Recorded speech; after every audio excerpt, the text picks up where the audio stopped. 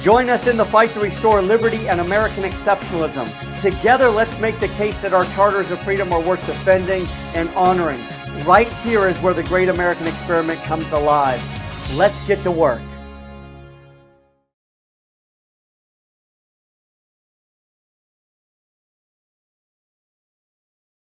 Thank you very much to both Ducey and Warren. Tonight, our 4 districts have come together, wanting to give the opportunity to the precinct committeemen of our wonderful district the opportunity to make some final decisions on who they want to support for governor. Now's the time.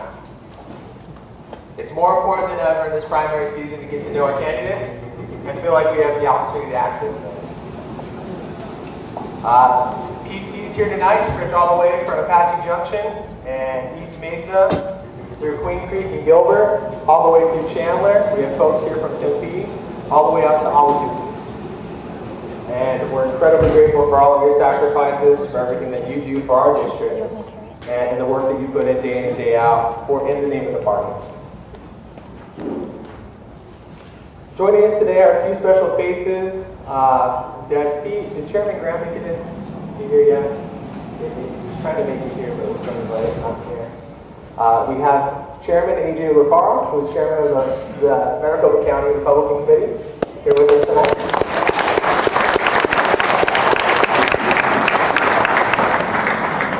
I wanted to recognize Lily Tishevsky. Where's Lily at? Lily's here.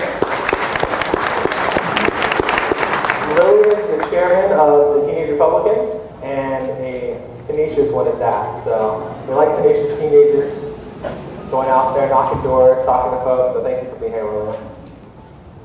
We also have, I see Carlos come in. Carlos, is Carlos here? Check. Carlos should be here any minute. He's the chairman of the College Republican Committee. Also a young, tenacious, vibrant guy that should be here. But we're incredibly grateful for our youth and all the youth that are here that are participating tonight. So thank you for everything that you do out there. One thing I wanted to do real quickly, I know also we have with us many elected officials. If you're elected to office, we have school board, city and town council, those that serve in the legislature. If you're with us today, go ahead and stand up. We want to give you a round of applause real quickly as well for everything.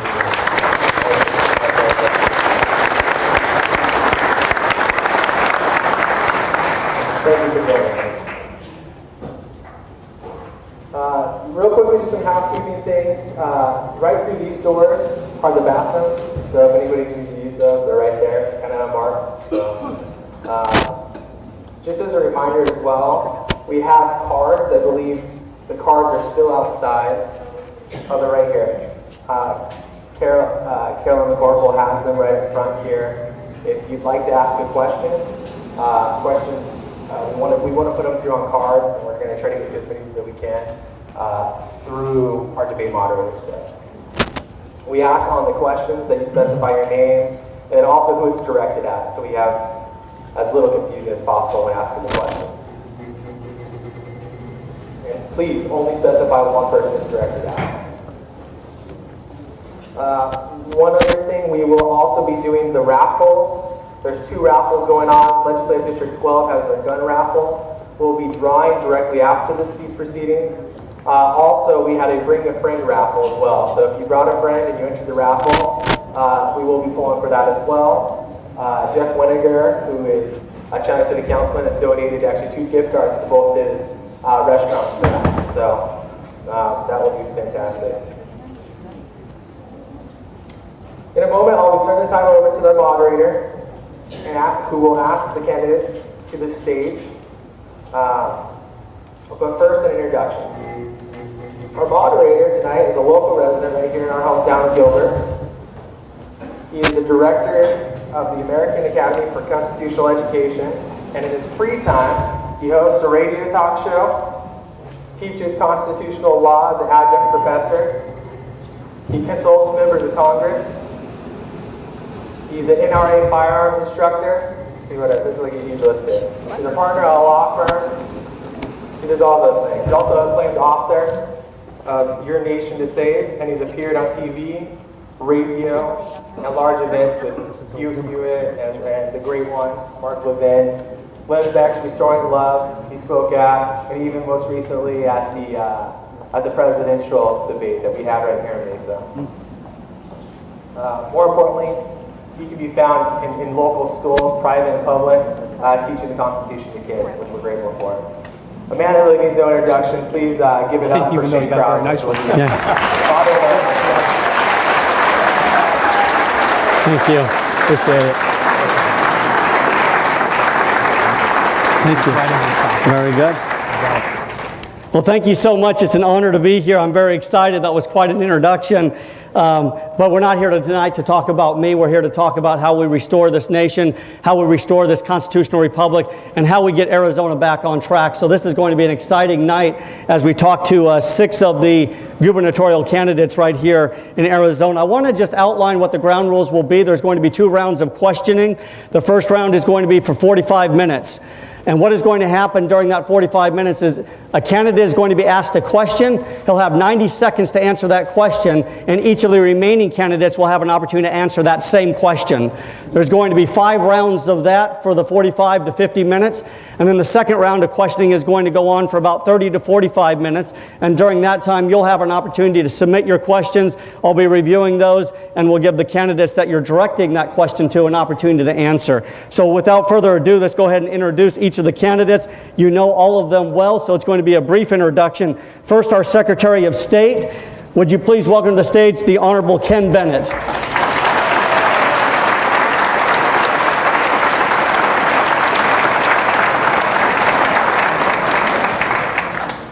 And next, the Arizona Treasurer. Please welcome to the stage the Honorable Doug Ducey.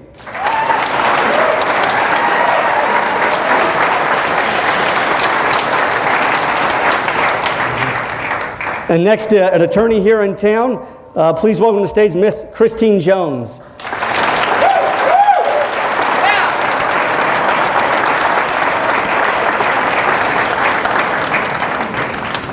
And next, state senator from right here in Arizona, please welcome to the stage Senator Al Melvin.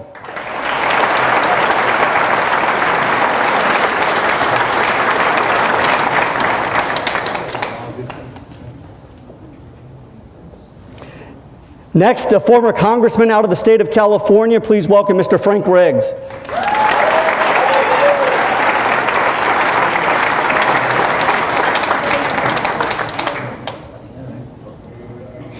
And next, the mayor for the city of Mesa, please welcome to the stage Mayor Scott Smith.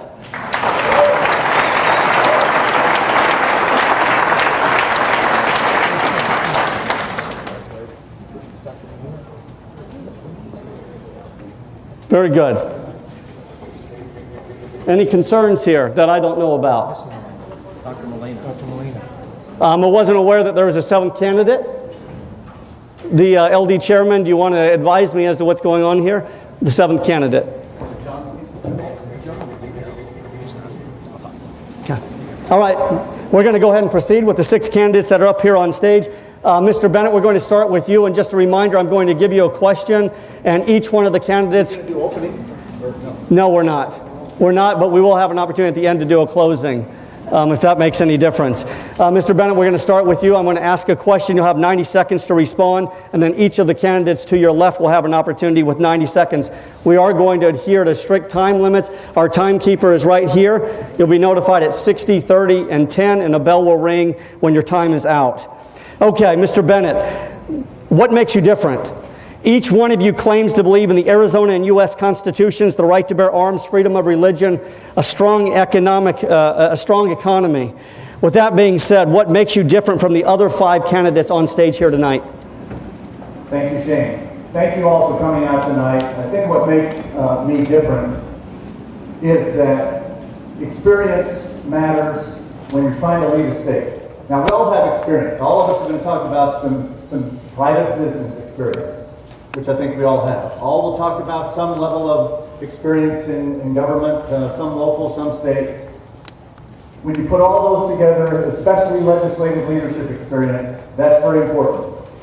Many of us have been CEOs of companies, and when you're the CEO of a company, You say we're going to do ABC, and everybody in the company says, yeah, we're doing ABC. In a legislative process, even when you're the governor, you say you want to do ABC, there's 90 legislators, and they want to do X, Y, Z, and CDE, and JKL, and NOP. Nope, they don't want to do that. And so I think it's very important that you look at leadership. And it's a combination of experience in the private sector. A lot of people know me from 25 years in public service, but I've been 30 years in small business. Then you have about 25 years of legislative experience, State Board of Education, and very importantly, local government experience. The state of Arizona cannot balance its budget on the backs of the local cities and towns and counties, and that's what's been being done for far too long. So I think, in one word, what's the difference is that broad level of experience. Thank you.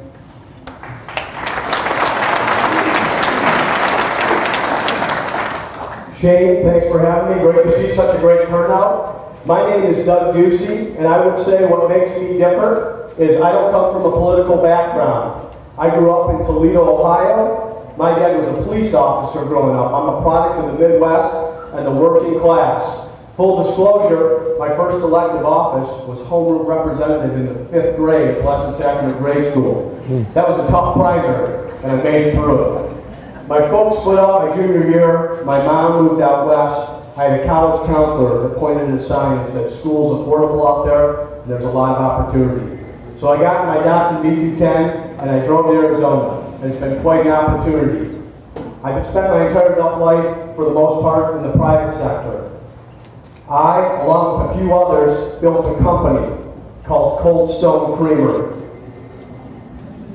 I don't think there's anyone up here that's built a company and built a team that's built a brand around the country that now operates around the world. I've also been your state treasurer for the last 3 years.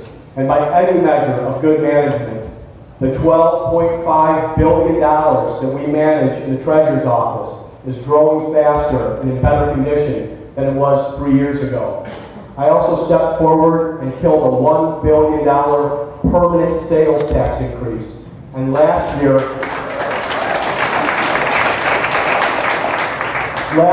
your taxes actually went down for a change.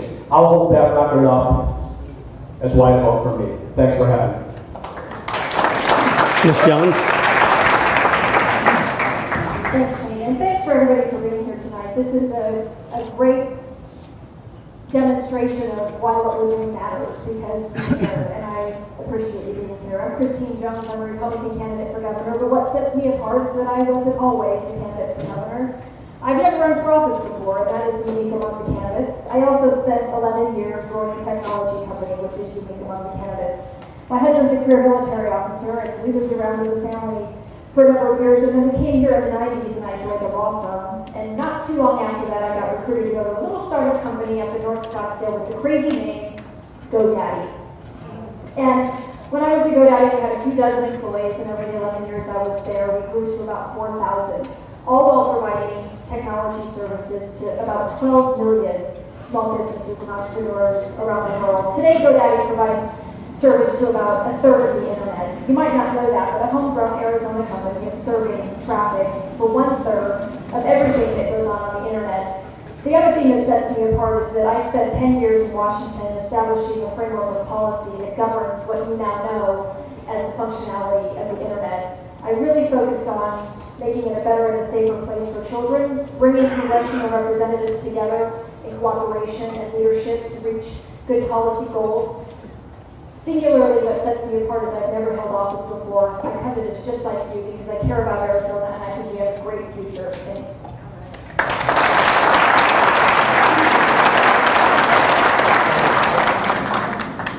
Thank you all for being here. I'm State Senator Al Melvin. I'm proud to say that I've been in the Senate now for 6 years, working shoulder to shoulder with Russell Pierce, the father of SB 1070, our current Senate President, Andy Biggs, who hails from Gilbert, and we've worked hard during this time to balance our budget, and because we did, from the budget that Napolitano gave us, we've gone from the bottom 10 to the top 10 of the 50 states in 3 critical categories. Arizona is #1 for business startups. We're projected to be #1 for job creation this year by Forbes magazine, and we're #6 in overall good business climate. Good things are happening. And they will continue to happen with good conservative Republicans like everyone here. I'm a retired Navy captain, a graduate of the U.S. Merchant Marine Academy, the Naval War College, and I got my MBA at Thunderbird up in Glendale. I've had 40 years in international trade and transportation, 12 years in Asia as a businessman overseas. The only one with military command experience. I know how to seal the border. I'm the only candidate for governor who has stood for and publicly defended SB 1062, the Freedom of Religion Act, where others cut the land. Well, good evening, ladies and gentlemen. I'm Frank Riggs. According to the Arizona Political Report, the most impressive candidate that you've never heard of. But I think we're beginning to change that as I get around the state and get fabulous feedback everywhere that I go. What separates me or differs me from the other fine people up on this panel is my in-depth, my broad leadership experience, my proven record as a reformer and a leader. I volunteered to serve my country and am a proud Army veteran. I was a police officer for many years, and it's how I met my wife Kathy, who's with me tonight. And my wife of 40 years was also a police officer and is a native daughter born in Tucson. Kathy and I built a successful family real estate company. I built the largest nonprofit organization in the country, assisting charter schools around the country and here in Arizona, charter schools that today educate over 5,000 students. And oh, by the way, I'm a former 3-term member of the United States Congress. When we balanced the budget 4 straight years, when we passed welfare reform, when we passed the ban on partial birth abortion. And after leaving Congress, after casting my final votes as a member of Congress on the articles of impeachment against Bill Clinton, leaving Congress to keep my term limits commitment, by the way, because I happen to believe elective office should be short-term public service and not a career, I was able to look back on my pro-life, pro-family, pro-Second Amendment voting record and take pride in the fact that in all my congressional elections, I was endorsed by the National Right to Life League and by the NRA. I look forward to telling you more about myself tonight and entertaining your questions, and thank you for this opportunity.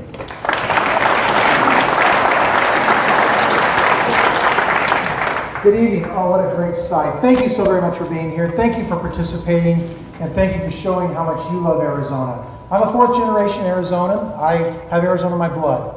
My guess is that most of you, it's not hard, were born elsewhere and moved here. You have come to Arizona by choice. And thank you for your love and your passion for our state. The one thing that makes me different from these are fine people up here. They have a variety of experience.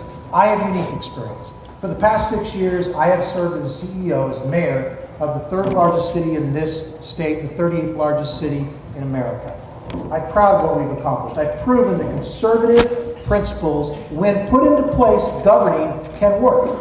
In Mesa, we've not only reduced the size of government, we have not only facilitated, not regulated, we have made government easier, we have made government more business-friendly, but we have attracted huge investment, created jobs, and we have done it while reducing the budget. My general fund was lower last year in Mesa than it was the year before I took office. And guess what? We balanced the budget for 6 straight years, really balanced the budget in the worst economy in history. Not in the boom economy, not in the great economy, in the worst economy, while still attracting major investments such as Apple to Arizona with a $2 billion investment, 5 colleges and universities. Others may talk about what they might do. They might talk about what they might have been a part of. I have been there, I have done it. I'm the only one here that's been a CEO successfully in the private industry and a CEO in public. I'll use that experience and that training to build a better Arizona. Thank you.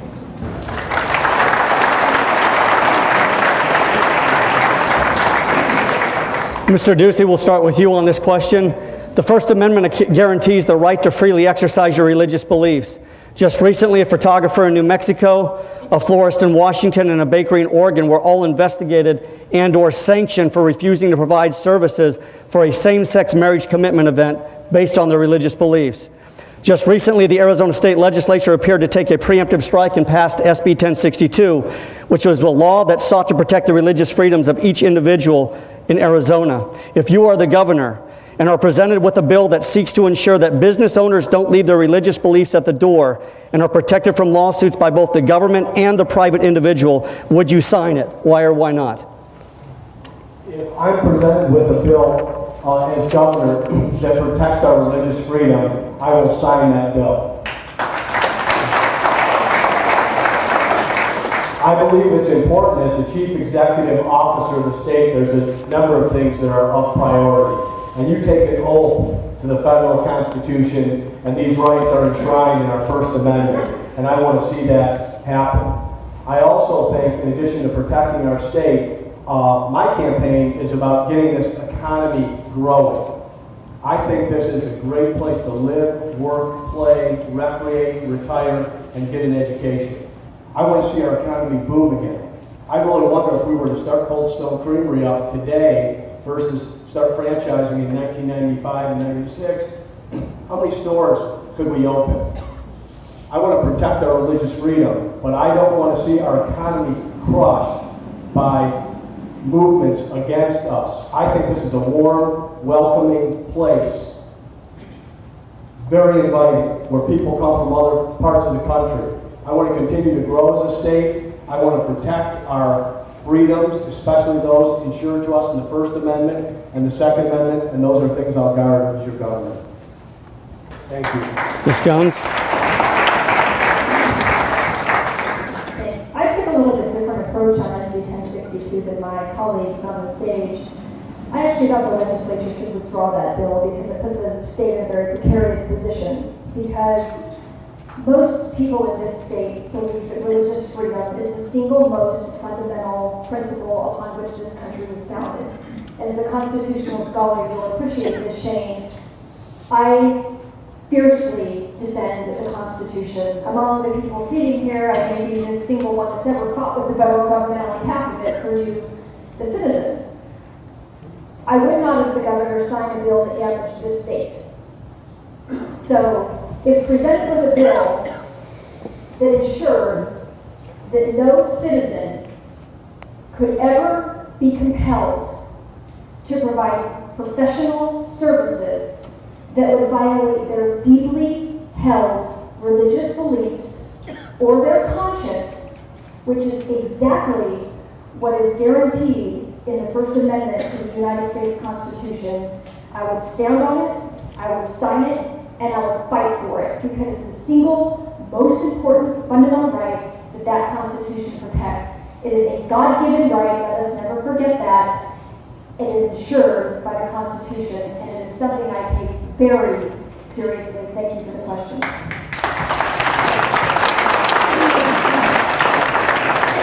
Thank you very much for the question. I'm the only candidate here, or running for governor, that voted for that bill. SB 1062. I'm the only one who has publicly defended it. The rest have cut and run from it, frankly. As you look at their remarks, remember that. I'm the only one who publicly defended SB 1062. And as Ronald Reagan advised us, freedom and liberty can be lost in a generation, and that includes religious freedom. We have to defend it always. If not now, when?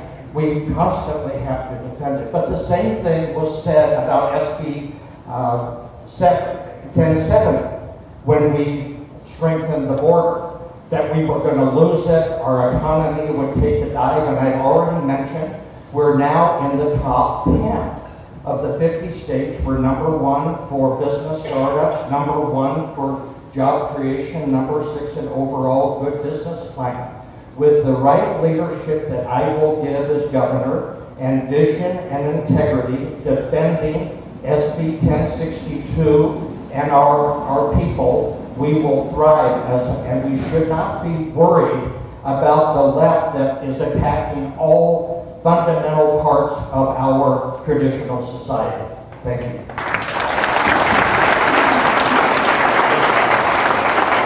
Well, let me first of all say unequivocally that with respect to the Hobby Lobby cases before the United States Supreme Court, I absolutely support a conscience clause that would allow any business owner, any medical provider the right to deny medical services or medical health insurance coverage for abortion-related services. But SB 1062 is a different matter. In fact, that case, that New Mexico case, is going before the Supreme Court not on religious freedom grounds, as Shane no doubt knows, but on a First Amendment free speech issue. That gay couple in New Mexico was able to sue the photographers, that business, because New Mexico state law makes sexual orientation a protected class. In other words, New Mexico state law gave them the right to sue. That's not the law in Arizona. It's not going to be the law in Arizona when I'm governor working with a conservative Republican majority in the state legislature. So if you truly are a small government conservative, if you truly believe in constitutionally limited government, if you believe in tort reform, then you cannot support SB 1062 because it isn't going to happen here in Arizona. And there is the law of unintended consequences. As a former member of Congress who has made law for many years, you worry about that, and I do not want to see legislation that would pit Christian against Muslim or Christian against Mormon, Jew against Christian, and I think that's a very dangerous, slippery slope, and we need to avoid it. Yeah, I think actually Alan is the only one who did not advocate for a veto. I did. I would sign the right bill. 1062 was not the right bill. It was a preemptive strike. Whenever you're dealing with constitutional rights, preemptive legislation is a slippery slope.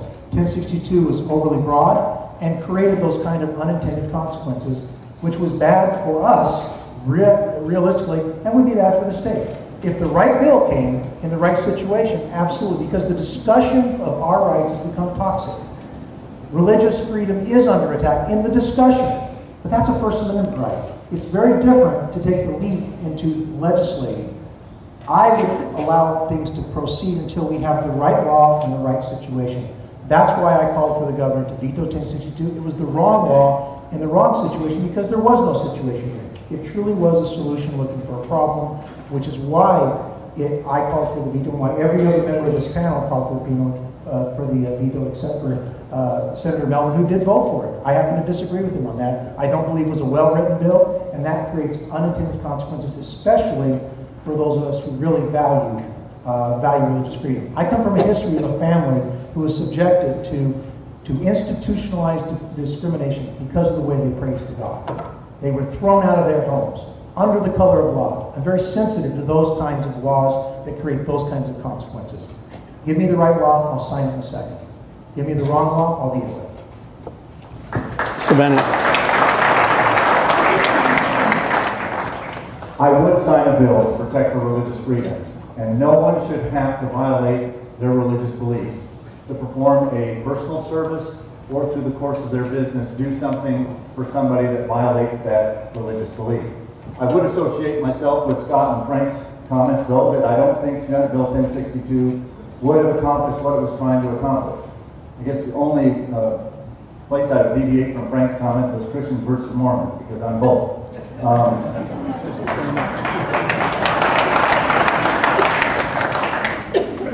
But our religious beliefs are paramount to why our country was founded, and no one should have to violate those religious beliefs in the course of what they do personally, in serving other people, or in their business.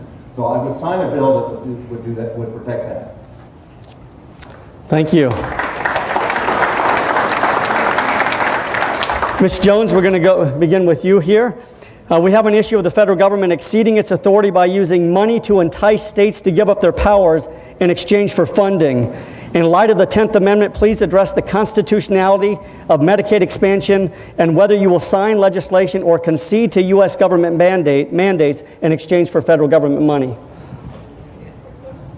Say the question In light of the 10th Amendment, please address the constitutionality of Medicaid expansion and whether you will sign legislation or concede to U.S. government mandates in exchange for federal money. This is such a great question. Anybody here ever read the 10th Amendment?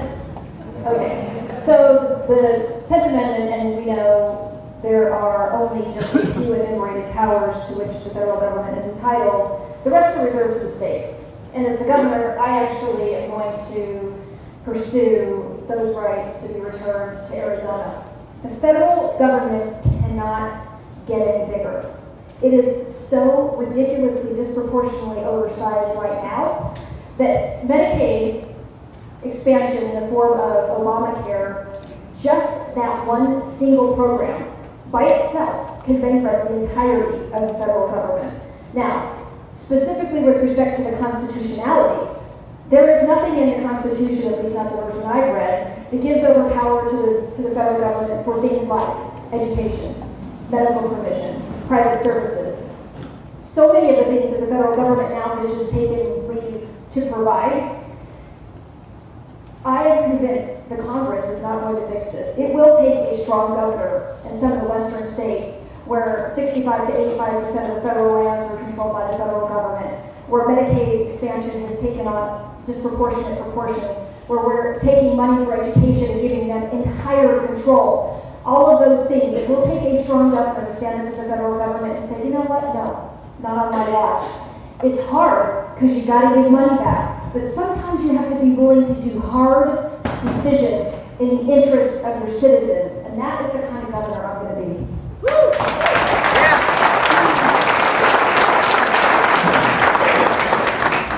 I'm proud to say that I was in the Senate with the majority of Republicans in the Senate and the House who voted against Medicaid expansion. Unfortunately, a handful, and I'll call them what they are, rhinos, Republicans in name only, bolted from our party, joined with the Democrats to pass this. I say that because this Medicaid expansion is the biggest single threat to our economic future in Arizona. I am proud to say that I have joined with 35 other conservative Republicans in the Arizona Senate and House in a lawsuit that is headed up by the Goldwater Institute, suing the governor over this issue to overturn this Medicaid expansion. And let's hope and pray we get it done. This is part of Obamacare, and Obamacare is a threat against the life and welfare of every man, woman, and child in this room. We must overturn it, and we can do that effectively. We also need to go after the federal land in our state. We have less than 18% of Arizona is private property, so we're working with Utah and other western mountainous states to acquire the U.S. Forest Service and BLM lands in our state. Well, forgive me. First, let me take my foot out of my mouth and apologize to anyone that may have offended with that analogy that I made. I am running for governor to fight for faith, family, and freedom. Just want to make that very clear. Secondly, I have said, hold me to this, I will stop the Obamanization of Arizona. That's another reason that I'm running for governor of Arizona, because I have the strength, the proven leadership abilities to stand up to the Obama administration's infringement, now I'll go even further, their assault on our state sovereignty and the violation of the 10th Amendment. So on day one, I'll use my executive authority to repeal Common Core, to withdraw Arizona from Common Core.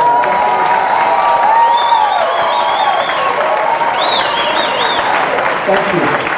Oh, let's have 5 seconds back, please. No, I appreciate that. And secondly, I'll work with the legislature to roll back Obamacare Medicaid expansion from 130% of federal poverty to 100%, so that doesn't grow into yet another unsustainable entitlement that, by the way, both Common Core and Medicaid are going to compound the very real fiscal challenges that the next governor will face. No question about it. So it'd be a good thing, in my opinion, to have as your next governor somebody who actually has elected experience in the federal government, who knows how things get done back in Washington. And I am that particular person, I'll stop the Obama administration dead in its tracks.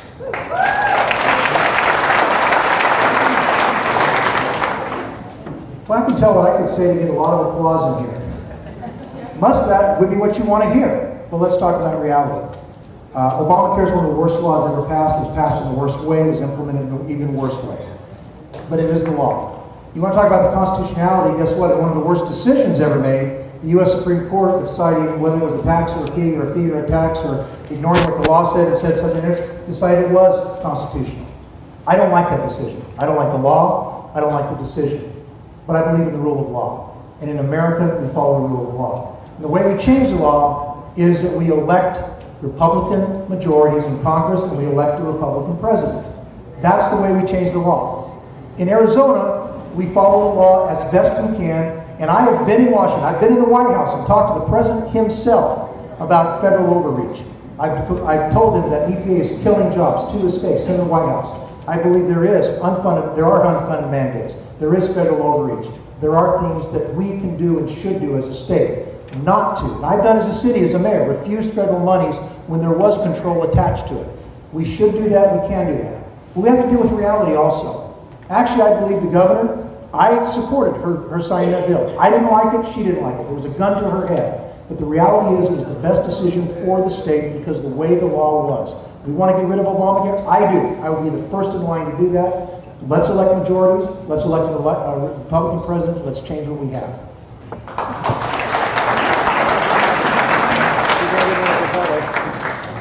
I would not have signed the Medicaid expansion bill, and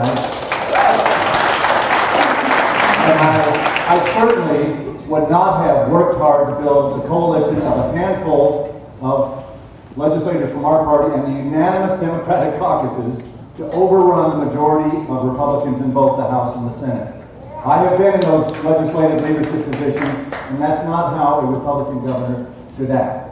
Now, I will stand up to the federal government as your governor. It's not related to this health care issue, but as the Secretary of State, I oversee elections. The federal government tried to say that Arizona does not have the right to require that people registering to vote have to show proof of citizenship, like the citizens of Arizona voted 10 years ago to require. I joined with Kansas to sue the federal government a few months ago, and just a couple of weeks ago, we won that case in the district court. And I will take it all the way to the Supreme Court again to make sure that the wishes of Arizona voters are respected, and that if you want to register to vote in Arizona, you prove citizenship first.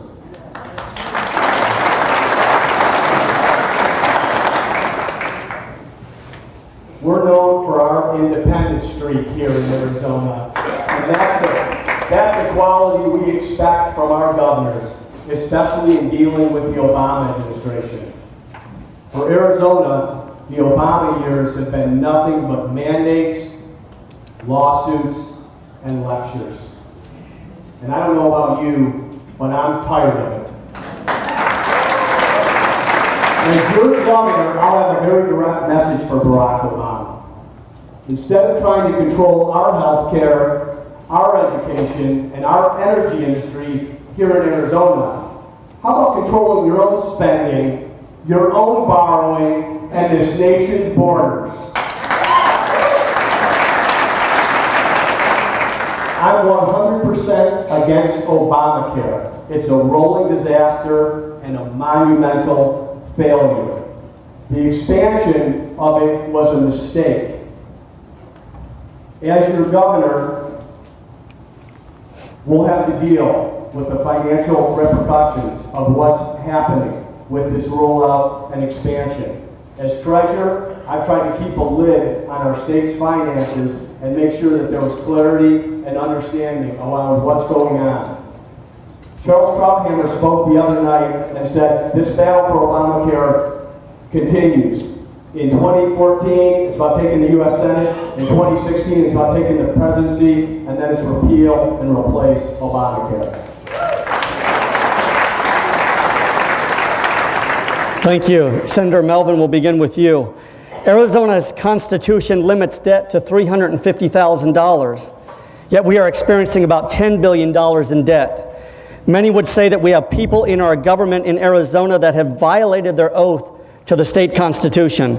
While we are experiencing this debt that will likely be paid by generations to come that have no say in the debt, we seem to be beating our chest that we've balanced the budget. What will you do to help eliminate the debt, and will you sign any legislation that will increase our taxes? First of all, I will not be a party to anything increasing taxes in Arizona. I can promise you that. I've been, again, as I said, in the Senate for 6 years, working with Andy Biggs and other good conservative Republicans throughout Arizona to take the budget that we inherited from Napolitano at 10.8, and we cut $2 billion out of it down to 8.8. And when we did, as I stated before, we went to that top 10 in those 3 critical categories. The one thing that we would not do is increase taxes. No matter what happens, we would not increase them. I'm the only one running for governor that was in the arena during these last 6 years when these votes were being cast. I stand by each and every one of those votes. The others were in the bleachers. I was in the arena. So when people criticize us for having a sale and lease back of our Senate and House buildings, the executive tower, protecting education at $9,000 per child in the public school system, protecting child protective services and health care, I challenge them, what would you have cut? And if you didn't cut it, how much would you have raised taxes? Because we were bound and determined not to raise taxes. I believe economic activity will bring us back to a level field to eliminate the debt. Well, we all know that facts can be stubborn things, so let me just quickly say that last week the Arizona Republic ran a fact check column noting that Mayor Smith strongly supports Common Core, and noted the Treasurer Bennett the Secretary Bennett and Treasurer Ducey said that they didn't like Common Core, but they wouldn't fight to repeal Common Core, get Arizona out of Common Core. And Mayor Smith, I'm not going to surrender to the federal government. Medicaid should be a block grant program to the states. And by the way, Obamacare takes $1 trillion over the next decade out of Medicare to pay for Obamacare subsidies. So I don't know how you possibly justify that. No, I won't raise revenues. But that provision that Shane notes, because he is a legal expert, that provision goes back to our original Constitution 102 years ago.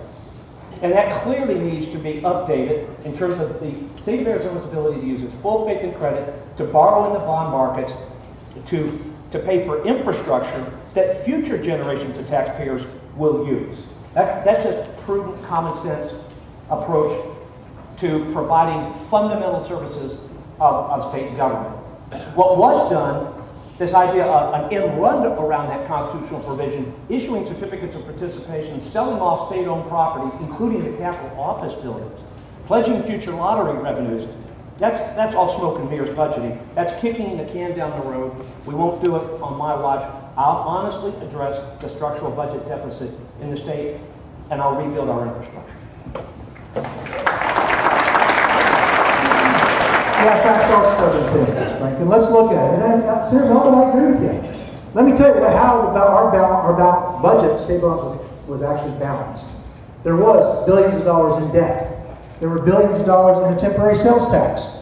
There were also billions of dollars in federal stimulus money that was taken. So if we don't want to raise taxes, if we don't want to do it, which I would never do, we still can't sit here and rail that would never take federal money when we actually went into debt by billions of dollars by literally selling off state property, and we took billions of dollars in stimulus money straight from the Obama administration. That's what we did. Those were dire times.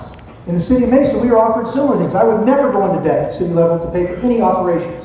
But I agree with Frank. No, that's a shocker, isn't it?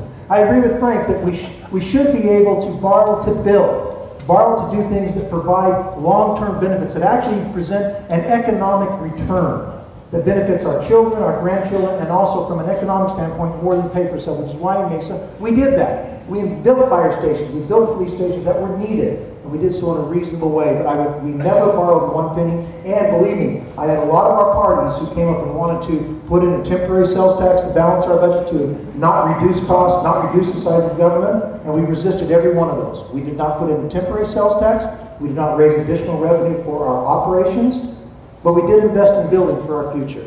That's what I would do as a governor, that's what I would have done in the state. But I wouldn't also play purity and say I would never accept this, I would never do that, when that's how the excesses, the balance that's in that Mr. Ducey talked about, and the balance in the budget took place.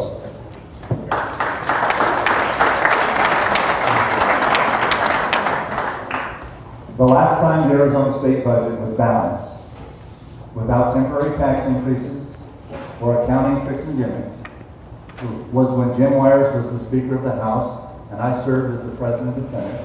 And we resisted attempts by Janet Napolitano to spend every dollar that was coming in taxes and all of the money that we had saved up in the rainy day fund. And when I left the legislature with the 07 budget, spending equaled the income coming in that year, and we left $1.1 billion in the state's rainy day fund. There was a second part of the question, would I sign a tax increase? Yes. Absolutely not. In fact, I believe that Arizona needs to be the 10th state to eliminate the state income tax. For personal and business. The income tax kills jobs, and we need to move Arizona forward, and that's one of the key ways that I think we can move our economy and grow jobs and attract companies in, but also, I'm not a big fan of giving special interest to attract a few companies and not do the same thing for the ones that are already here. So the elimination of the income tax will benefit those that are already here and make Arizona more attractive to outside companies.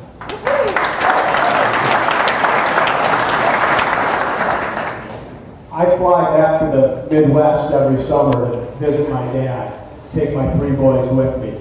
When you fly back to Toledo, Ohio from Phoenix, Arizona, you land in Detroit, Michigan. In 1960, Detroit was the richest city in the nation. Today, it would break your Midwestern heart. It's a war zone. It's unrecognizable, and it was a complete lack of leadership and poor public policy. They took on too much debt, too many entitlements, too many government unions trying to spread things around. As your treasurer, I will tell you fiscal responsibility has been job one for me for the last 3 years. As the leader of Cold Stone Creamery, fiscal responsibility for the headquarter office was job one. And as your governor, we have too much debt, Shane. We need to pay it down. Just like if you go to the Treasurer's website tonight and see aztreasury.gov, you'll see how much money we have in the state's checking account. There's transparency, and it's over $2 billion today. We'll post the state debt, and we'll pay it down over time. And there won't be any games, tricks, or gimmicks that anybody in the legislature will be able to play. And if you want to know what somebody's going to do on taxes, look at what they've done on taxes. I kill a tax increase in this state, and your taxes went down. We won't raise taxes in the Ducey administration.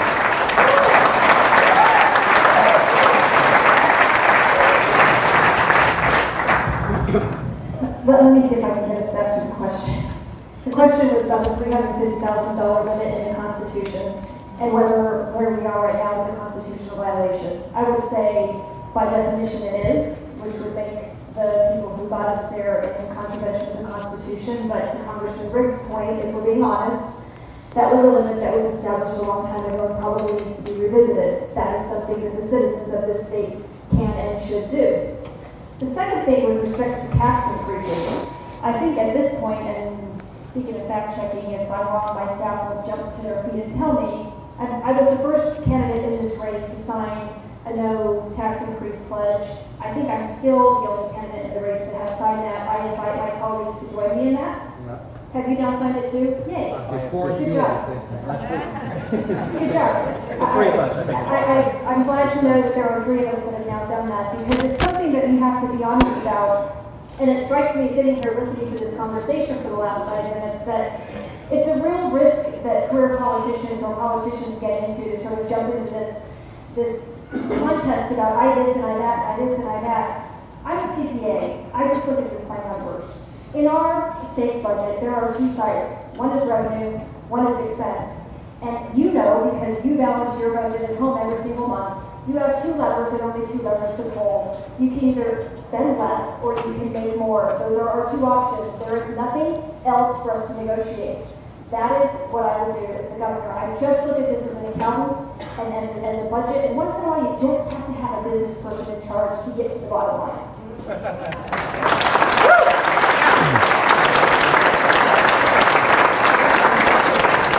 Mr. Riggs, we'll begin with you on this question. We are now dealing with Common Core, and the federal government is again offering money in exchange for acceptance of this program into our schools. I think everyone on this stage would agree that the federal government has no explicit authority over how Arizona runs its educational system.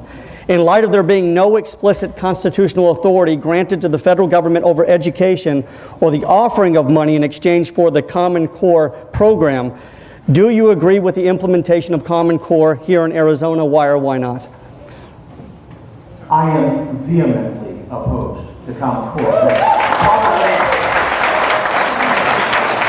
I probably should just stop at that and sit down. I have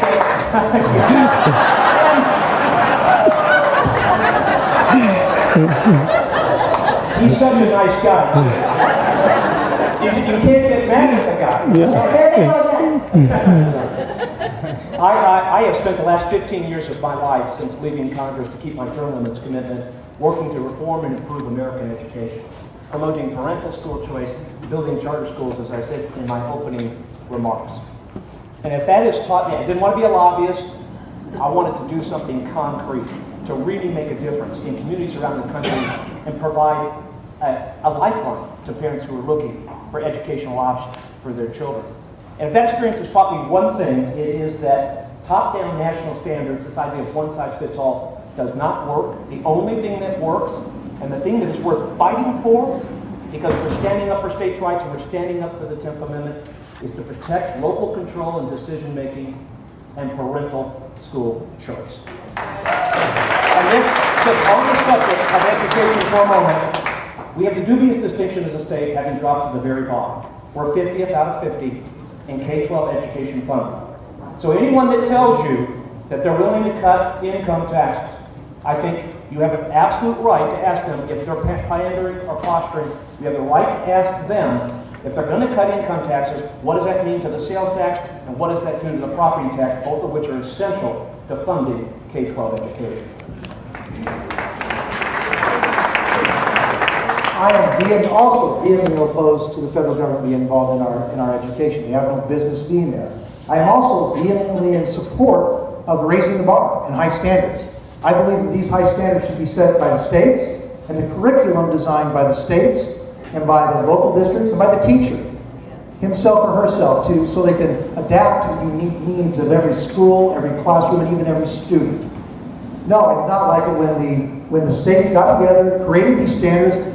They did exactly what we wanted them to do. They created these standards, and then the federal government stuck their hand into it.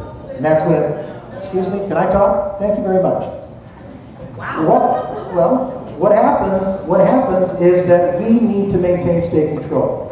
I support the Arizona College and Career Ready Standards as long as they're state design, and it's up to the individual districts and the teachers to implement curriculum, which is different than standards.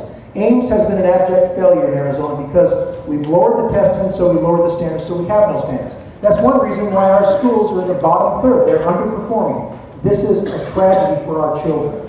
We need to build a school system that guarantees that every child in our state has an excellent education. This requires standards that we are disciplined, that we set. It demands flexibility in curriculum. That's something that's best done at the local level and should be maintained there.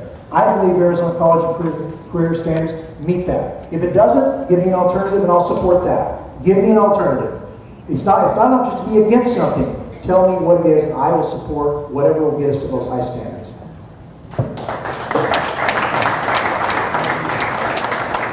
As many of you know, I like props. AJ, come join me with me. Grab the end of that. If we unfolded this it would be about 5 feet tall, about 8 feet wide, and what it is Common Core, just for reading and writing, on both sides. And you know what it says on page 21 of Common Core right here? It says that 4th graders in Arizona should read at a 4th grade level. Well, the standards that these replace, that we've been using for 20 years, already said that 4th graders should read at a 4th grade level.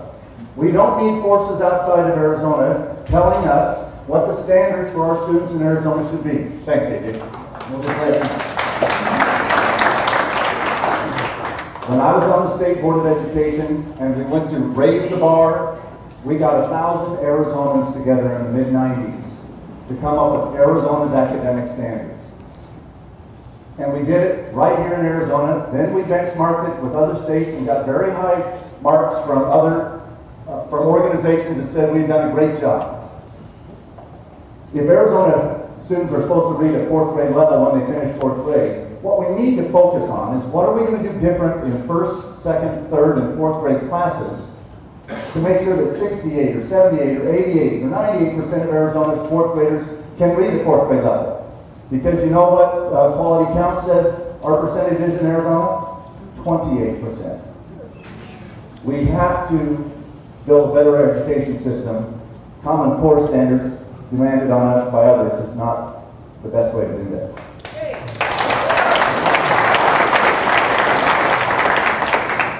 Let's talk about the federal government for a second, shall we?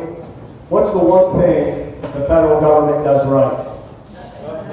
I'll give a shout out to our veterans, United States military.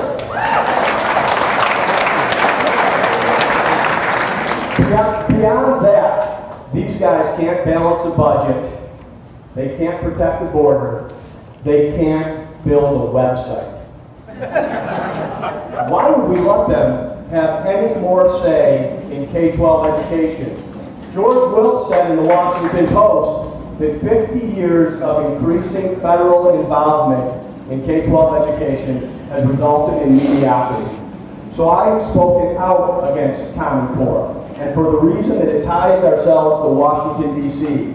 Waivers have been conditioned to get out of No Child Left Behind, and Race to the Top funds from Barack Obama have been tied to Common Core. Those are a bad idea, and I want to stop those and refuse those. I want our dollars here in Arizona. But I also just want to say we do need to raise the bar in K-12 education. We're sitting here in Campo Verde, and I know you also have Gilbert Classical Public Schools here. These are among the finest schools in the nation. These are A-rated schools. We know how to educate a child in Arizona. Let's take charge of our education system, raise our standards at the Arizona level, and make sure our kids are prepared with life skills when they graduate high school.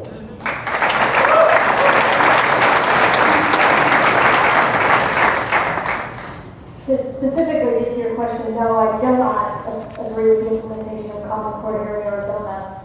That's the short answer. When he retired from the military, my husband became a high school teacher. He teaches at Chandler High School and he has for 12 years. And so we actually have a really grassroots look at what's going on in the classroom each day. And Common Core tried to set us a series of standards on a national basis. And as an employer, as somebody who created and helped to create thousands of jobs, I get what they were trying to do. But let's be clear on this. Standards for our students should not be set by some bureaucrat sitting 2,500 miles away in Washington, D.C., who has never stepped foot in an Arizona classroom.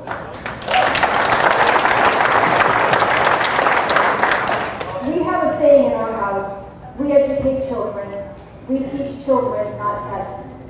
Common Core has made it very difficult for my husband and other people that we know who spend every single day, and let's be honest, we have lots of great teachers in this state. They come in early, they stay late, they spend their own money on classroom supplies, they want to educate kids. Common Core has their hands tied behind their back. Let's take the handcuffs off of them. Let's establish standards in this state. Let's apply them at a local level. Let's educate kids on an individual basis. They're not fungible. They're not stocks. They're not commodities. Let's educate them like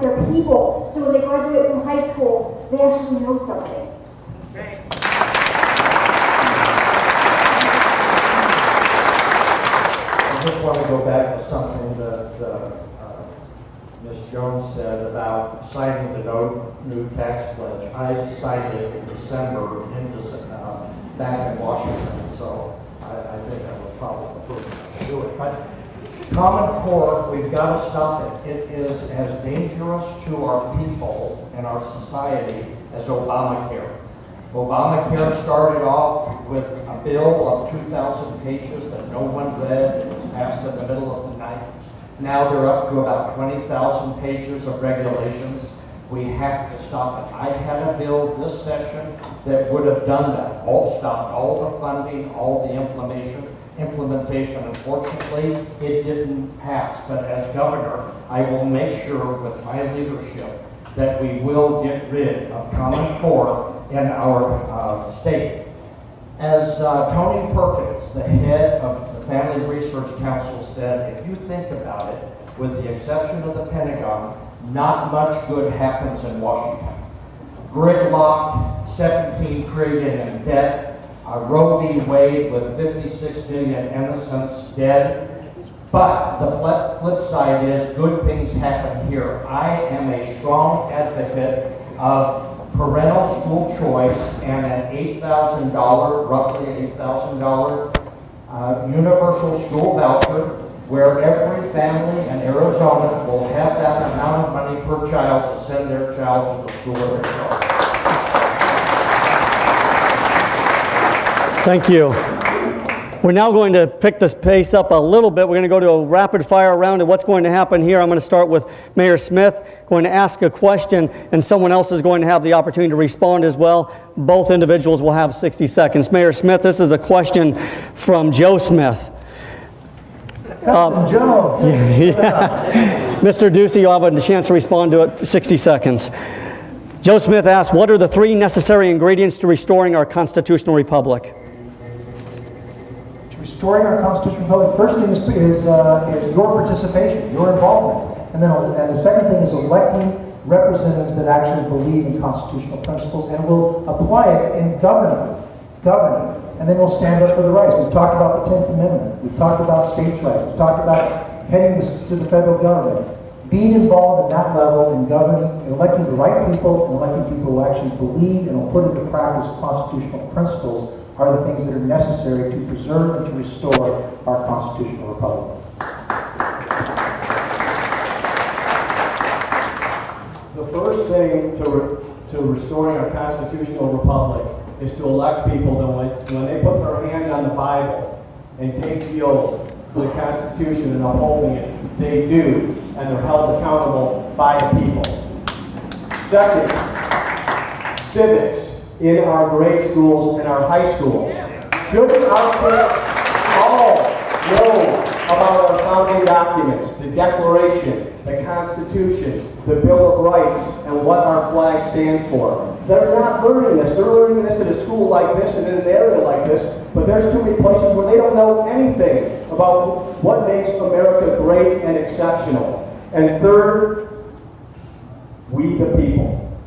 Active involvement from everyone, not just elected officials, not just children, but people rising up and saying we're going in the wrong direction and head back to limited government, free enterprise, and policies of personal responsibility.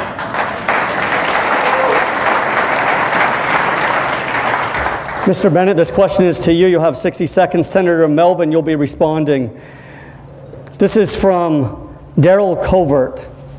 With the recent events with the BLM in Nevada, with the open range in Arizona, with the recent events with the BLM in Nevada, and with the open range in Arizona, if you were governor, how would you diffuse this battle between the BLM and civilian state rights?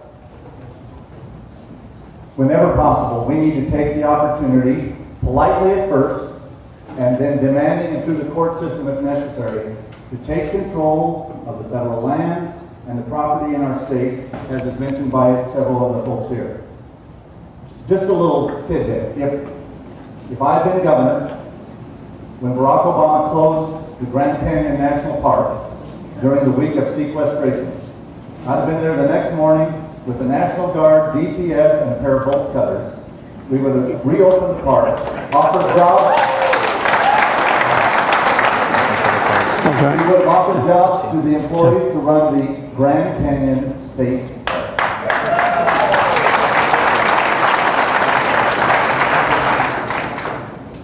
For several years now in the Senate, I've been working with my colleagues with the leadership coming out of Utah in the American Lands Council. I would urge everybody who's interested in the topic to go to that website, AmericanLandsCouncil.org, where we're working with the mountainous western states to take the U.S. Forest Service and BLM land and convert it to state land where we can resume our industries of the forestry and our cattle raising and mining. The feds are totally mismanaging our forests, setting up these horrendous forest fires year after year after year. Again, we're only about 18% at the most private property, where when you draw a line from the Dakotas to Texas and east, every one of those states is 95% private property. We've got to fix that situation in Arizona.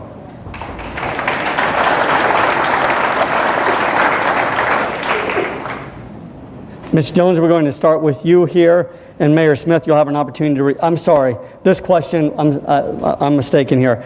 Mr. Ducey, this question is for you, and Mr. Frank Riggs, you'll have an opportunity to respond here. This is from Dan Grimm from LD25. Seeing as how the opposition to SB 1062 has been exposed for all of the lies told and the recent intimidation in driving out the Mozilla CEO, would you, if you opposed SB 1062, reconsider your position if the bill were brought to you in your first session? I said when I spoke out on SB 1062 that what I would do is bring the parties together to talk about what we actually want to accomplish in passing laws. I believe we can protect our religious freedom, and I believe we are a state that does not discriminate. Why can't we do both of these things? I think this has gone too far when you've got a chief executive officer of a company that gave money in 2008 for something he believes in, and now the thought police don't want him hired. This has gone too far. So I think as your governor, I'll put forward an action-oriented agenda that moves our state forward. But we have to protect our liberties, and we need to be able to speak clearly on what we want to protect around religious freedom, economic freedom, and political freedom. And I'll do that as your governor. Well, the First Amendment protects free speech. And I don't want to lightly tamper with the United States Constitution and the Bill of Rights. And those are our birthrights as a country, and they're precious. And we have a duty to obviously protect those fundamental rights, and educate our kids, and pass those rights on to our kids. I said earlier that I absolutely, as a former member of Congress who voted for the ban on partial birth abortion, I absolutely support the right of a business owner or medical provider to invoke a conscience clause so that they're not forced, either by providing services or through health insurance coverage for employees, to have to provide services or insurance related to abortion services. I'd like to see conscience clause legislation move forward in the legislature, which I would happily endorse and sign. Ms. Jones, this question is for you, and Mayor Smith, you'll have an opportunity to respond. This is from Deborah Giesling. As governor, how will you work to protect the vulnerable population of the seriously mentally ill? How will you pioneer efforts to work with legislators to bring accountability to the Department of Behavioral Health and other departments that have themselves become entities unto themselves? Great question. A lot of letters behind my name, CPA and JD and BS, BA, and lots of other things, but MD are not two of the letters. So I spent a significant amount of time in the medical community, in emergency rooms, watching health care is provided in this state. And it's clear to me a couple of things are happening. One, we provide care to everybody, whether they're covered or not. So we need to be honest with ourselves about how we're going to pay for it.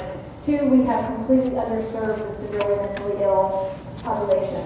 And we have conversations a lot about gun control, school violence, things that we attribute to laws that will make no difference whatsoever if we don't have an honest conversation about mental health and crime. And those are two things about which I am very focused. I have the great good fortune of having the influence of the woman sitting at that table over there who spent 40 years as a mental health professional, who's been speaking into my life for almost the entirety of it, who has focused me on the fact that this is something that we can and should, as humans, as people of compassion, look at and solve. Because entitlement programs were never meant to be benefits for life, but we can and should take care of people who need to be cared for.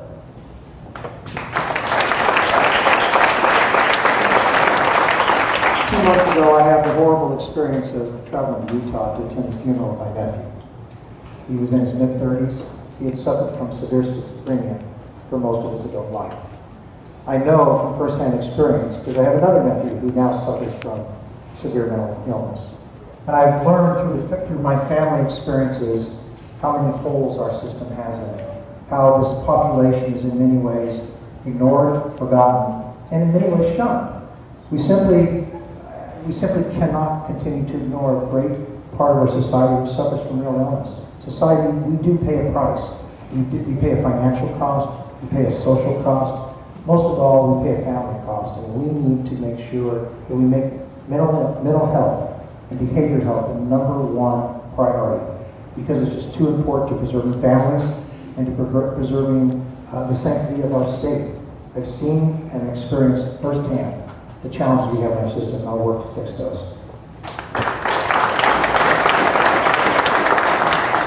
Senator Melvin, this question is for you, and Ms. Jones, you'll have an opportunity to respond.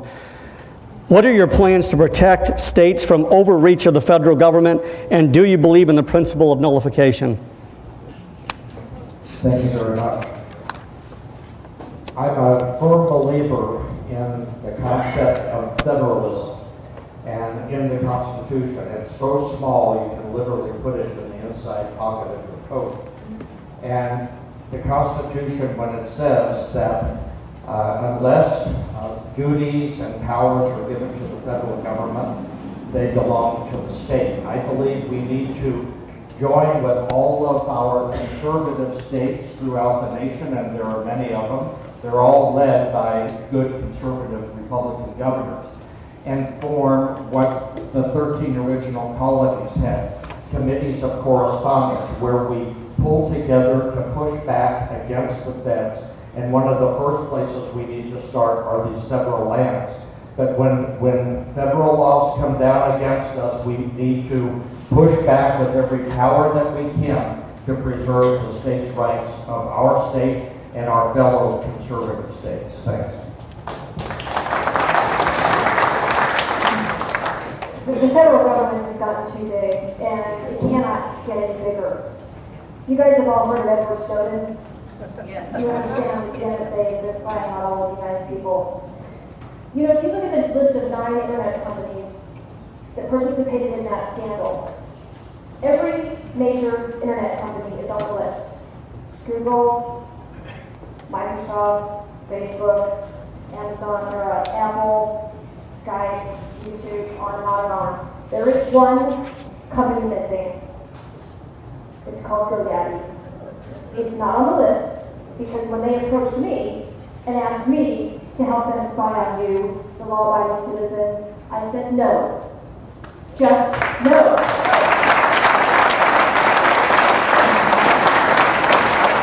Because in this country, Americans have rights protected by the Constitution, and we must stand up and fight for them. If you, as citizens, decide to take it upon yourselves to exercise your right to nullification under the 10th Amendment, that is your right. That is your voice. You should take it and use it. You are exceptional. This is an exceptional country. Let's own it.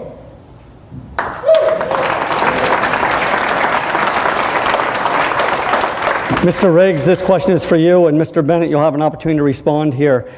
Mr. Riggs, what are you going to do to stop federal funding from coming into our state in support of unconstitutional programs like Medicaid expansion, Common Core, environmental programs, and so on?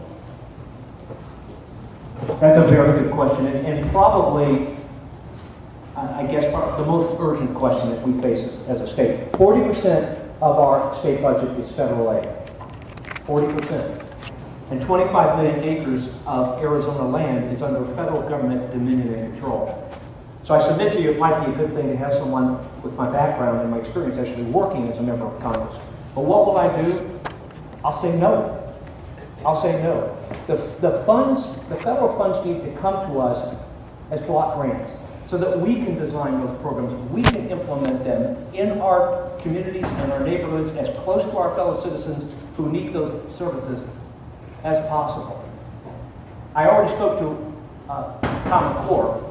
There was an estimate given me today that the implementation of Common Core, this is from the Association of Arizona School Business Officers, will cost over $300 million, and we basically are falling for that, which is, by the way, going to become a permanent mandate in exchange for $35 million in federal grant funding. We've got to have a governor with the background and experience and the strength to stand up to the federal government, and especially the Obama administration.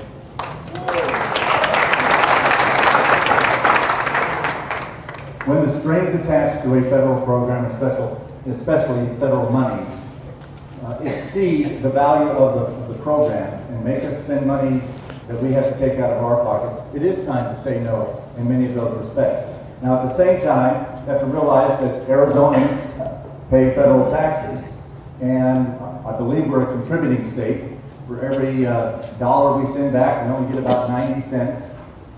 But when we have to take money and the strings attached create more expense than those programs are worth, we might need to say no. We will say no if I'm the governor, and those strings are too onerous. Instead of helping. All right, let's move to another round. Keep the pace going here. Mr. Bennett, we're going to start with you, and Ms. Jones, you'll have an opportunity to respond. Mr. Bennett, the question to you is, why are you using taxpayer money to fund your campaign? Ms. Jones, as you respond to that, if you maybe talk about either in response to him or how you're funding your own campaign. Well, the voters passed the Clean Elections Program 15 years ago. When I ran the 5 times actually in the state legislative races, I ran with traditional funding. This time I'm running under the Clean Elections Program. One thing that does do is that it means that I only take $5 from Arizona voters, and for $5 or any amount, frankly, but especially for $5, I don't owe anybody any favors, and I get the opportunity to connect with lots of voters around the state. Sometimes it sounds trite, but the motto of our campaign is people, not politics. I'm not independently wealthy, and I felt that at this time, for me in this race, using the Clean Elections Program was the way to go forward and give me the best chance to win. And I am proud to have over 5,400 people in this state give me $5 to make sure that we can move the campaign forward.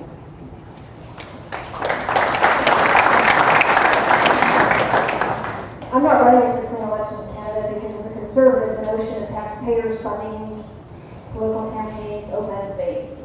And no offense to my esteemed colleagues on the stage who take taxpayer money to do this, but it is a choice that I've made not to do because you shouldn't have a choice as to which candidate you support. And at the moment, you're supporting every single Clean Elections candidate, and I take exception to that. I have committed to spending some of my own money in this race as much as I am asking other people to voluntarily contribute. But importantly, and this has been a real sort of left turn from the way traditional political campaigns have been run, I have set this up like a business. I incorporated, I hired a bunch of really smart people, I created a marketing plan, and I'm going out and marketing it. And if you want to contribute to that and you want to buy some of the widgets, I encourage you to do so. But importantly, what's significant in this race to me is to raise votes, not money. And if I could wave the magic wand, would get rid of the Clean Elections funds because I don't think taxpayers should be forced to fund campaigns they don't support.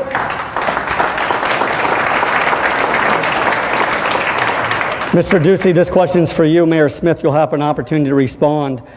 Can you tell us what the 10th Amendment means to you and how it would affect your decisions as governor? More specifically, do you believe that the states can refuse to carry out the regulatory programs of the federal government?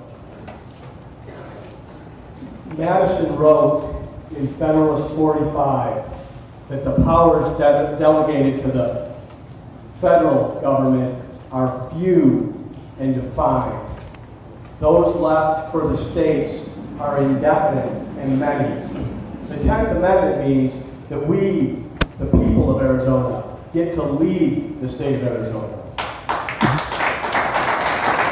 We get to decide where our tax dollars are spent and what kind of state we will have. I think we'll have a dramatically different state than, say, California, that likes to pay people not to work and likes to spend money frivolously and does not have any fiscal responsibility and has a pension system that's out of control. So the 10th Amendment to me means that the states are in charge of the direction of the state. It's something that's motivating me to run as your governor. I want to be in charge of that, and I want to, at every chance, get Arizona out from underneath the thumb of the federal government. In 2016, our long national nightmare will be over, and we'll have a new president.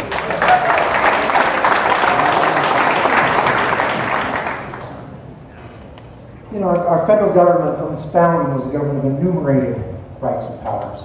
The 10th Amendment was set up to state the obvious. Anything that's not enumerated falls back to the states or to the peoples. To the people. There's no doubt that the 10th Amendment has been looked at for too long with a wink and a nod. And that we now are living in the federalization in complete contradiction to the 10th Amendment. The problem is that we've become in many ways dependent. Are we willing to say no and to pay the price for that? I can tell you that in our city, we had many options to take federal monies. We looked at the strings that were attached and we said no. We did without. We went to block grants where there weren't strings attached, where we could define our own programs.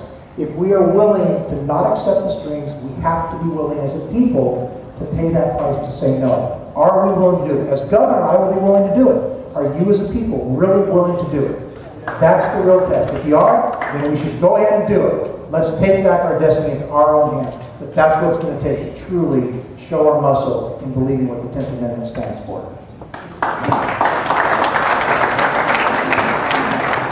Ms. Jones, this question's for you, and Senator Melvin, you'll have an opportunity to respond.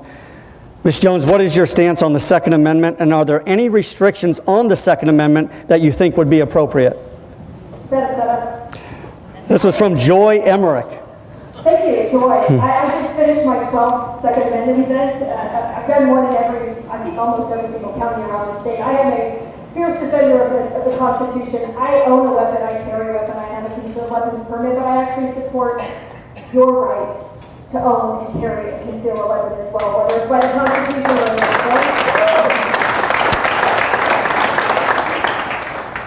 The Second Amendment, let's not forget, gave us the first. It gives us the ability to defend all of the others. And I mentioned the Edward Snowden thing a minute ago, and this balance between national security and privacy and the Second Amendment defending the others, this is really serious, heavy stuff. But we must not forget, as Americans, the fight that people like my husband and every military veteran in this place fought, including Senator Melvin and Congressman Briggs, to ensure that right. Let's not make their service die in vain.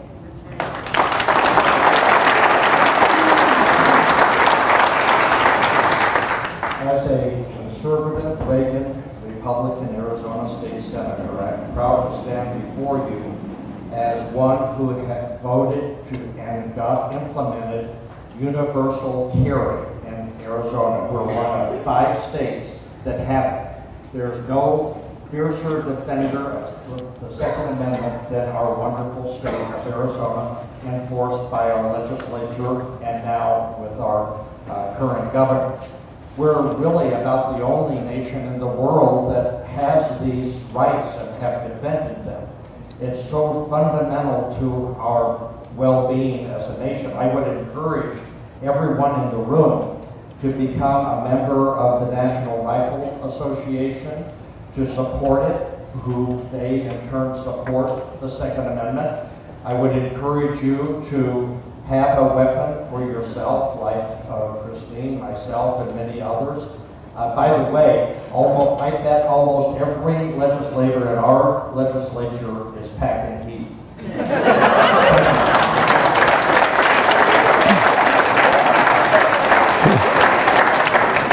Senator Melvin, we're going to go back to you, and Mr. Riggs, you'll have a chance to respond here.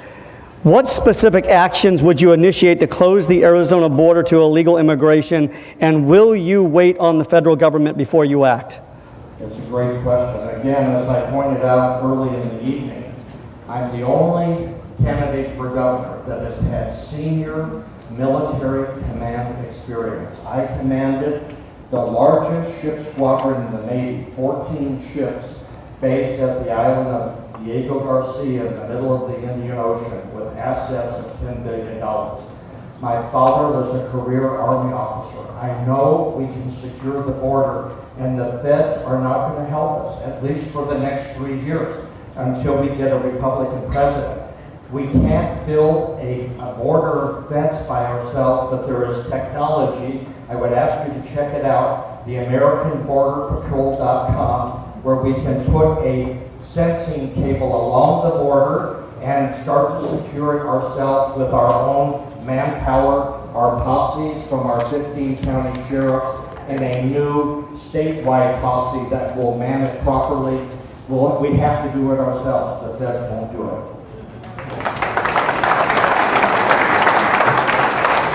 Well, in true confession, as a member of Congress, I helped to get the funding to build the wall on California's border with Mexico. Little did I know that Arizona would come to be my adopted, beloved home state.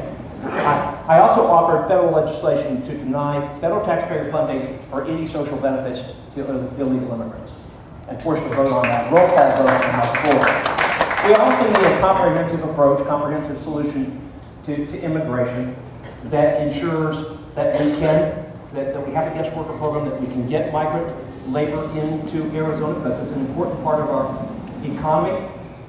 But here's the distinction. Under no circumstances, I think there may be other candidates who come out in favor of citizenship or amnesty for illegal immigrants. Under no circumstances can someone who's come to our country, broken the law, undermined the rule of law, obtain American citizenship. Under no circumstances. One other thing, and other candidates have run a little bit over, I've noticed that. But the governor of Arizona is the commander of the Arizona National Guard. And I won't hesitate to deploy the Arizona Army National Guard to enforce our border if necessary. Mr. Riggs, we're going to go to you, and Mr. Bennett, you'll have an opportunity to respond here.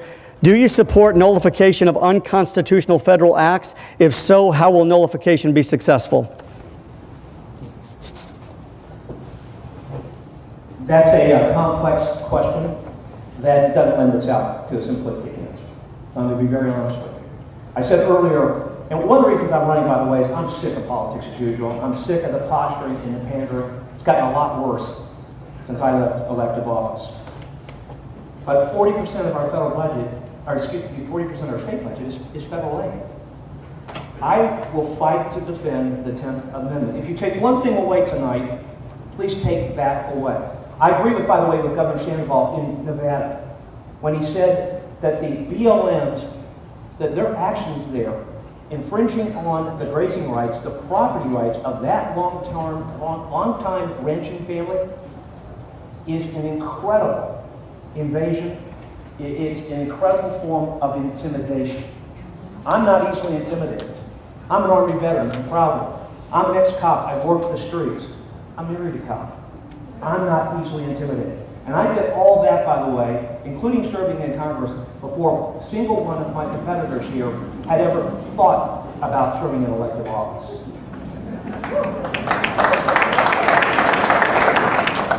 I do support nullification of unconstitutional actions by the federal government. I think the key to winning that in the courts, in the court of public opinion, and whatever else it takes to win those cases is to make sure that we are doing what we need to do in Arizona to take care of those things that should be a states' right issue, not the federal government coming in and trying to take over those powers. So where we will do a better job of maintaining our forests or taking care of our environment, that's when we can declare nullification on EPA or all kinds of other issues and prove to the people and to the courts that we're going to take care of those things better in Arizona than the federal government is doing. Mayor Smith, this question is for you, and Mr. Ducey, you have an opportunity to respond. Were there any subsidies involved in attracting Apple to Arizona? Subsidies to Arizona? I don't know what the state did. I know to tell you what the city of Mesa did. We didn't pay Apple 1 cent. Apple is in a foreign trade zone. That is a federal law which is open to any business that operates in that zone. It's not specific to Apple. It's not specific to any. We expanded that. But we didn't pay Apple 1 cent to come in. What did we do? We provided them with a process that enabled them to build a plant and make their investment through limited government and through limited regulation that allowed them to succeed. I don't believe in subsidies for business. I believe in setting the stage. I believe in plowing the field. I believe in setting up things that where business can succeed, where individuals can succeed. Federal trade zone or foreign trade zone is a federal law that the state has adopted in creating a place where people are going to build things for export, and they do get tax benefits. But it's available to anyone who's in that zone. It's available to any company that's in that zone. Apple's in that zone. There are several other companies that are in that zone, the gateway area, that also benefit from that law. It was long established, and it will be long established after it's gone.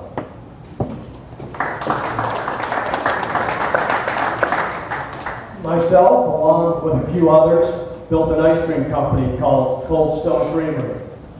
We started small with a great product, and we grew it to 1,440 ice cream stores operating in all 50 states. Today it operates in 25 countries around the world. We did it without government. We did it without subsidies. We did it without tax incentives for chocolate-dipped waffle cones. We did it the right way. Big dreams, great people, and hard work. I'm happy Apple's here. I'm happy Tesla's looking at Arizona. I wanted to come here, but I don't want to change the laws just to accommodate them. I'm more concerned about the businesses that are already here. There are 70,000 businesses operating in Maricopa County, Greater Phoenix. What are we doing for them? Why are we lowering their tax code, reducing their regulation, and removing the liability and litigious situation that they're in? That's what I'm doing about. All right. Thank you all. What we want to do at this point is move into closing statements. Give 60 seconds to each candidate, and Mr. Bennett, we'll start with you. Well, I'll take my 60 seconds for just two things. One is August 26th is important because that's the day of the Republican primary. But August 27th is even more important because we have to come together behind whoever wins and make sure that they win in November. In 2002, we had 3 people running. The winner in the primary barely got the support of one and never did get the support of the third one. And Matt Salmon lost to Janet Napolitano by 1/2% of the vote. That cannot happen again. Secondly, though, I will say what I'd like to point out is experience matters. A few weeks ago, our youngest grandson, who's about 2, had some surgery that they don't normally like to perform on a 2-year-old. He was born with some severe medical issues, and actually we're very blessed that he's doing very well. But after my son and his wife decided that they would proceed with the surgery, and they met the surgeon, can you imagine what the first question to the surgeon was? How many surgeries have you done of this kind before? This is not the time for on-the-job training. Remember that experience matters, and I have both of it. I have it in both the private and the public sector, and at various levels of government. Thank you for your time, and thanks for coming tonight.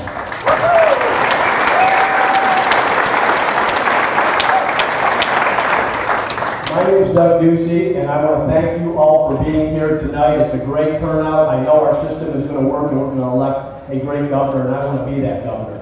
I'm proud to announce that today, Ducey 2014 was endorsed by Arizona Right to Life. I've had the opportunity to hire a lot of exceptional people in my career, and the best way to tell what somebody's going to do going forward is to look at what they've done going backwards. Judge me by my company, Cold Stone Creamery, and the team that I built that built the brand around the country. Judge me by my role in the Treasurer's Office, managing $12.5 billion safely of your taxpayer dollars. And judge me by the courage to step forward and say no to a $1 billion permanent sales tax increase. That's the type of leadership I'll bring as your governor. I'll play defense on bad ideas, but more importantly, I'll go on offense with good ideas to make our state the most attractive place in the country to live, work, play, recreate, retire, and get an education. Vote DougDucey.com. Thank you.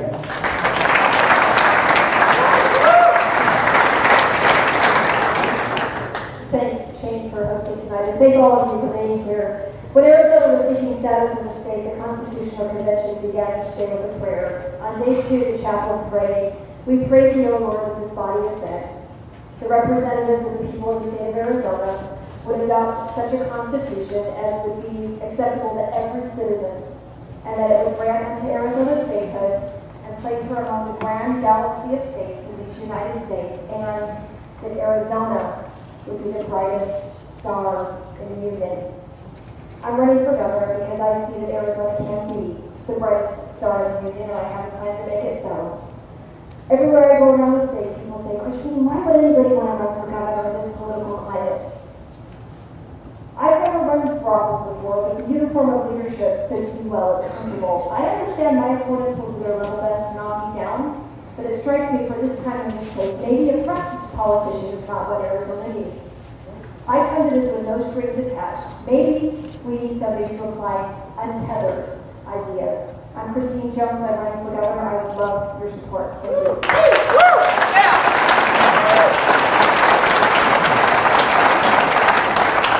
I'm proud to say that I'm a member of the Tea Party. The Tea Party saved our country in 2010, and it will save it again this year. I'm also the proven conservative in this race, and I have a 6-year voting record in the Arizona State Senate to prove it. With leadership and vision and integrity, I will do everything I can to help the private sector create the maximum number of private jobs, the best social program known to man. I will phase out the corporate and individual income tax over the 8 years that I'm governor. I will have Texas-style tort reform where lawyers will leave the state, doctors will arrive, and business will flourish. I ask you to be engaged, pray for our country, and please check out votealmelvin.com. I promise you I will not let you down.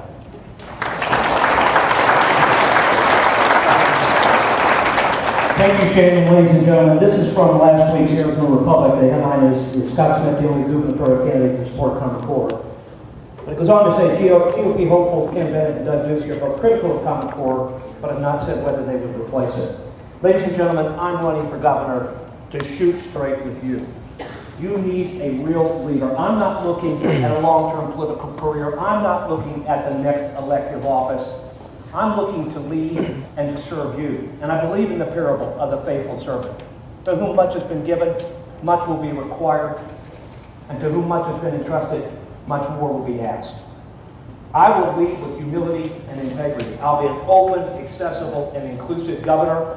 And I will bring my core values, our core values of fiscal responsibility, constitutionally limited government, free markets, and personal responsibility to the governor's office and every decision I make as your next governor. Thank you for being here.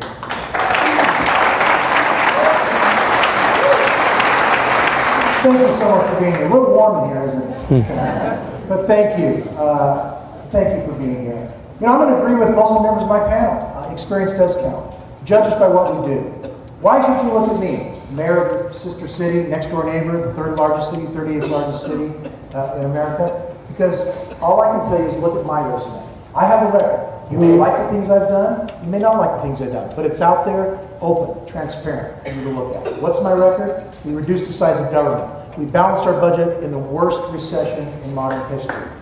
We lowered our general fund expenditures and didn't go for extra taxes or go into any debt to do it. At the same time in the city, we worked with private industry to create thousands of jobs. We brought in 5 new universities, didn't pay them a penny to come in. We created opportunity. We built a better community. I will work to build a better Arizona. Ask my constituents one thing. If you want to know who's going to do something, ask them to twist on a Ronald Reagan. If you ask someone from Mesa, are you better off today? Is the city better today than it was 6 years ago? Ask them. See what they say. I'm trusted that they will say our community is better. I promise to do the same thing to build a better Arizona. VoteScottSmith.com. Thank you very much.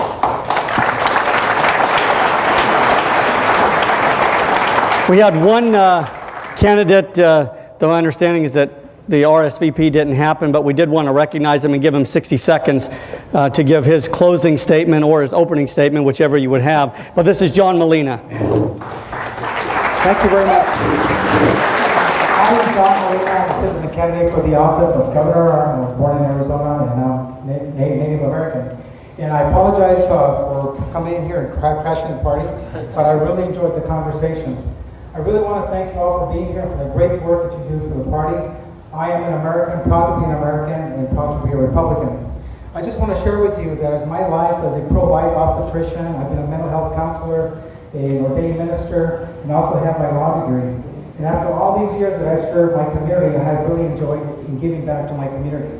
One of the things that I've noticed in going out and talking to people is that when I talk to people, they like what I have to say. And then when they find out that I'm Republican, they go, wow, you are a Republican. I'm beginning to see where a lot of the Democrats are beginning to think a little bit different. And that's really exciting to see that. To see that we're holding true to our Republican principles. And this really gives me great comfort to know that ahead of us lies a great opportunity. My name is John Molina. I'm running for the office of governor. My website is johnwmolina.com. I am a governor that will lead with intentionality and compassion. Thank you. Thank you. Thank you all so much for being here tonight. We do need to be out of here by 9 o'clock, but I'm sure the candidates will congregate outside. Let's give them one more round of applause.